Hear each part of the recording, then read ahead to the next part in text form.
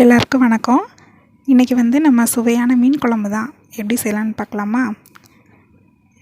எல்லா மீனுக்குமே இந்த மாதிரி வச்சா சூப்பராக இருக்கும். நீங்கள் எந்த மீன் எடுத்தாலுமே இந்த மாதிரி செய்யலாம். இதுக்கு தேவையான பொருள்னு பார்த்திங்கன்னா, புளி நெல்லிக்காய் அளவு சைஸ் அளவு ஊற வச்சுருக்கேன். தேங்காய்ச்சில், சின்ன வெங்காயம் ஒரு 20 கிட்ட எடுத்திருக்கேன். ஒரு ஜாரில் தேங்காய் ஃபஸ்ட்டு அரைச்சி எடுத்துக்கணும். நல்லா நைஸாக அரைச்சிக்கணும். இந்த மாதிரி நைஸாக அரைச்சி எடுத்துகிட்டு கடைசியாக தான் நம்ம சின்ன வெங்காயம் சேர்த்துக்கணும்.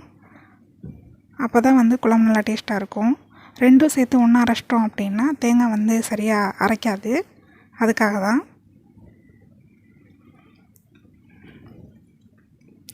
இப்போ ஒரு கடாயில் தேவையான அளவு ஆயில் விட்டுட்டு 1 ஸ்பூன் கடுகு, 1/4 டீஸ்பூன் வெந்தயம், இது ரெண்டும் பொரிஞ்சதுக்கப்புறம் கருவேப்பிலை,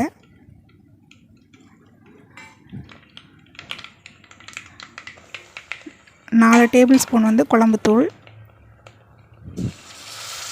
இது கூட நம்ம புளி ஊற வச்சுருந்தோம்ல அந்த தண்ணி, தேங்காயும் சின்ன வெங்காயம் அரைச்சி வச்சுருக்கோம்ல அந்த விழுது இதில் சேர்த்துக்கலாம். இது கூட தேவையான அளவு தண்ணி.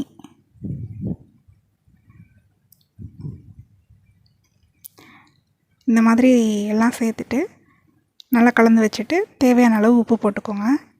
ஒரு 15 நிமிஷம் நல்லா கொதி வரணும். மீன் குழம்புக்கு எப்பயுமே ஃபஸ்ட்டு ஒரு 15 நிமிஷம் நல்லா கொதிக்க வச்சுட்டு அதுக்கப்புறம் ஒரு 10 நிமிஷம் போட்டு எடுத்தோம்னாலே நமக்கு மீன் நல்லாயிருக்கும், ரெடி ஆயிரும். கொதிக்காமல் போட்டுட்டோம்னா மீன் உடஞ்சி போயிடும்.